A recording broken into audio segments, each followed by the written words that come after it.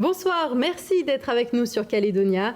Toute l'équipe se joint à moi pour vous souhaiter une excellente année 2020. Voici les titres. 24 décès, 500 millions d'animaux morts et 6 millions d'hectares brûlés. L'Australie traverse l'une des pires saisons de feux de brousse de son histoire. L'état d'urgence vient d'être déclaré dans le sud-est. Face à cette situation des plus critiques, la France vient de proposer une aide opérationnelle et l'aide internationale s'organise. Tennis, c'est parti pour la 17e édition des internationaux BNP Paribas. Au programme de cette première journée, une quinzaine de rencontres avec de belles têtes d'affiche. Nous ferons le point à la fin de cette édition. Mais avant de développer ces titres, retour sur ce drame de ce week-end. À Lifou, 4 personnes ont perdu la vie, dont 3 contrôleurs aériens de l'aérodrome de Wanaam. Aujourd'hui, les agents du bureau d'enquête et d'analyse métropolitain sont arrivés sur place à la tribu de Natalo. Grâce à leur expertise, les gendarmes espèrent éclaircir les circonstances de l'accident. Pour rappel, d'après les premiers éléments de l'enquête, le vol de l'aéronef n'était pas programmé. L'avion aurait piqué du nez avant de s'écraser sur lui-même. Pour l'heure, aucune information n'a été divulguée sur les avancées de l'enquête. L'USTKE veut négocier les licenciements à Valais. Le syndicat a fait le point ce matin sur la situation actuelle de l'entreprise. Cette année, Valais devrait céder 95% de ses parts et réorienter sa stratégie. Depuis l'annonce début décembre, les syndicats se mobilisent pour sauver les postes. Cela concernerait 1280 emplois directs et 1200 sous-traitants. Explication avec Antonio Newedou de l'USTKE et le micro d'Océane Dacunia et de Henri Nailolo. La jeunesse, je pense que les gens qui vont partir, la moyenne d'âge, ça va être 30-35 ans. C'est une population jeune encore. Donc c'est une population qui est en train d'investir. Donc on sait que c'est difficile. C'est pour ça que nous, on a le souhait de ramener ces 125 à 50 ou 20. Voilà, ça va être notre combat. C'est notre combat là jusqu'à fin premier trimestre, quoi. Nous, on est d'accord. Nous, on a fait. On a travaillé sur les indemnités de départ. On a travaillé toutes les directions, voir les postes, comment on peut replacer. Pas de souci. Mais demain, enfin, fin premier trimestre, s'il n'a pas changé ses directeurs, c'est négatif. Santé, le dispensaire de Canala modifie son fonctionnement pour les 15 jours à venir. Les consultations médicales et les soins infirmiers ne seront traités que les matinées. Les urgences seront assurées le reste du temps. Et à Poya, jusqu'à lundi prochain, notez qu'aucune urgence de nuit et de week-end n'est assurée. Pour le reste, les consultations restent inchangées. Nos voisins australiens vivent un véritable cauchemar depuis le mois d'août. Malgré d'importants moyens déployés pour faire face aux incendies, 24 personnes ont perdu la vie et encore des milliers d'autres obligées d'évacuer. Aujourd'hui, la France propose une aide opérationnelle immédiate. On fait le point avec Faustine Lefranc.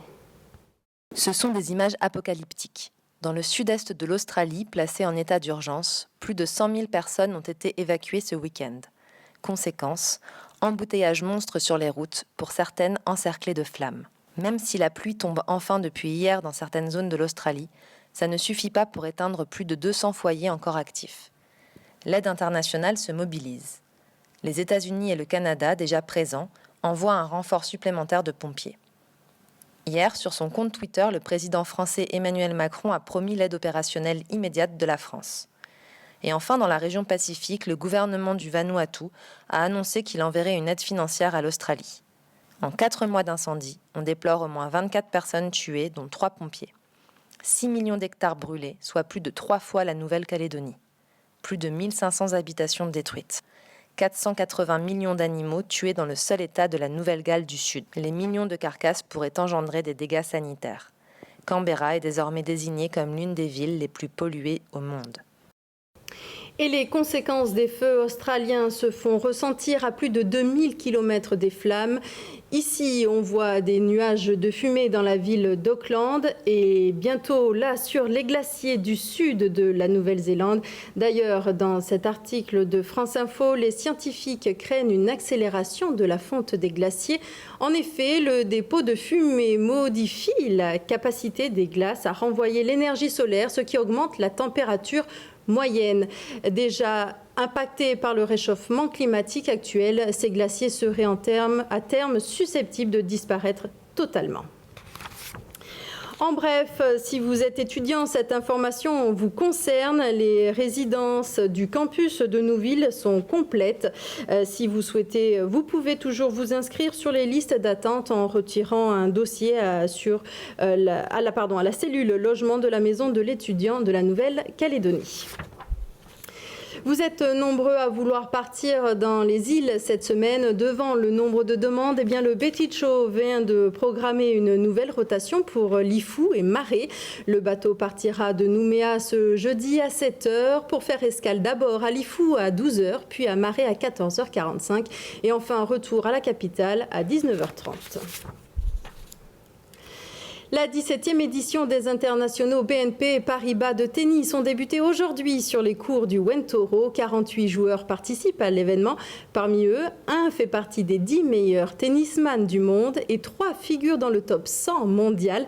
La compétition a débuté depuis 10h ce matin et déjà une quinzaine de rencontres au programme. On fait le point avec Olivier Ledin, président de la Ligue calédonienne de tennis et directeur du tournoi. Le premier événement marquant, c'est la défection de James Duckworth, numéro 100 mondial, donc qui a une épaule qui ne lui permet pas de jouer aujourd'hui. Donc il est rentré en Australie ce matin. Donc Zdenek Kolar, qui était le premier non qualifié, premier à jouer les qualifs, a pris sa place sur le tableau. Ce qui a permis à Nam d'accéder au qualif et donc ça lui a porté chance puisqu'il est sorti de ce match de qualif. Et la wildcard qualif qu'on avait donnée à Tyson Kwiatkowski a aussi gagné. Donc je dirais que c'est les deux non favoris qui ont remporté les qualifs. C'est le petit événement de la matinée. Donc pas forcément beaucoup de surprises, mais je pense que bien malin qui peut dire qu'il va gagner le tournoi cette année. C'est un tournoi qui est important pour le tennis en Calédonie ? Je dirais que c'est notre vecteur de communication. On a la chance d'avoir un tournoi Challenger. Il n'y a que 16 villes en France, tout le territoire français confondu, qui peuvent prétendre à ça. Donc c'est un privilège. Il faut l'honorer, ce privilège. Et puis aujourd'hui, travailler sur le fait de pouvoir le garder et de mettre en avant nos bénévoles qui font un gros travail et de donner l'opportunité aussi à nos bénévoles de vivre d'autres choses, comme nos petits ramasseurs pour aller à Roland-Garros par exemple. Je parlais de la raréfaction des bénévoles en Calédonie, c'est un sport plutôt populaire le tennis ou il y a des efforts à faire encore ? C'est un sport qui a connu ses heures de gloire, je dirais, il y a une trentaine d'années en Calédonie où c'était vraiment l'apogée. On est un sport vieillissant, donc il y a aussi un travail au niveau de la Fédération internationale pour essayer de rendre certaines choses plus glamour ou plus vendeuses. Donc notamment sur la longueur des matchs ou le format des matchs. Nous, on a besoin de travailler vraiment avec nos jeunes joueurs, nos jeunes générations pour qu'on soit sûr d'avoir encore 2000 ou 3000 licenciés dans les années à venir, mais on est plutôt en perte de vitesse. Ou un mot de la fin peut-être sur la semaine à venir ? Qu'il fasse beau toute la semaine. Interview réalisée par Océane Dacunha et Henri Nailolo. La 17e édition des internationaux BNP Paribas de tennis se poursuit jusqu'à dimanche sur les cours du Wentoro. C'est la fin de ce journal. Merci de nous avoir suivis. À suivre sur Calédonia la météo et à 19h20 le téléfilm Coup de foudre au château de glace où vous vivrez le mariage de Meg et de Tony dans un château de contes de fées entièrement sculpté dans la glace. C'est à 19h20 sur Calédonia. Merci de nous avoir suivis. À demain.